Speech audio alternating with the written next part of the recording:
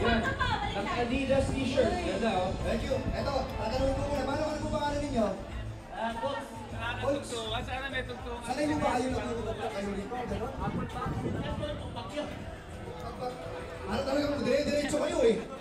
Pero paano, maraming salamat sa inyo. Marius, pasalamatan natin mga kapamilya natin dito. Yan ang mga tulong sa'yo. Salamat po sa inyo mga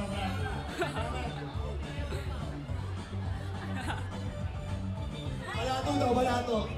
Talaga, okay, ito na. Kapit kayo, madam. Hag na kayo. Kasi meron na kayong 10,000 pesos!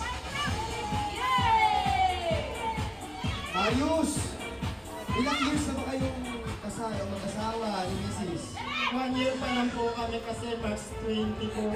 2010 po kami pinasal, kasalang bayan po. Pero almost 11 years na po kami nagsasama. Talagang loyal ba si Mr.? Parang nagduda ako doon sa sabi ko ha. Hindi, pero sige, bago tayo magsimula, ano muna ang mensahe mo sa iyong misis? Magkakaroon kahit anong mangyari yan, dito pa rin ako. Kahit na nung hirap ng buhay natin, ay nagsusumikap ako para maibigay lahat ng pangangailangan ninyo, lalo na sa ating mga anak.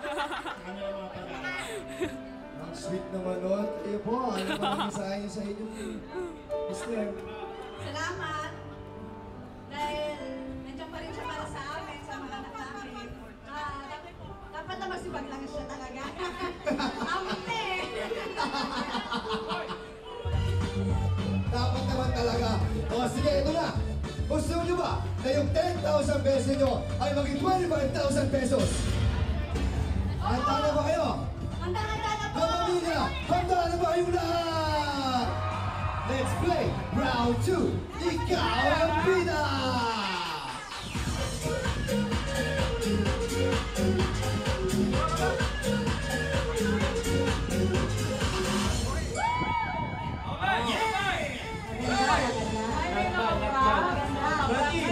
May dala kayong props dyan ha. Good luck, sana magkasya sa service ko yung mga props. Ganda naman ang t-shirt mo, bro.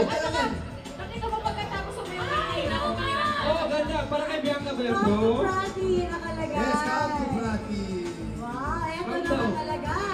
Siyempre maganda yung ginawa nyo, hindi mapapatalo ang aming Contrabida Dancers!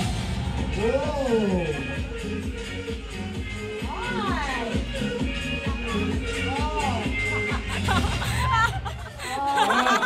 Ang hirap ng ginawa ni Pogi ko yun, ha?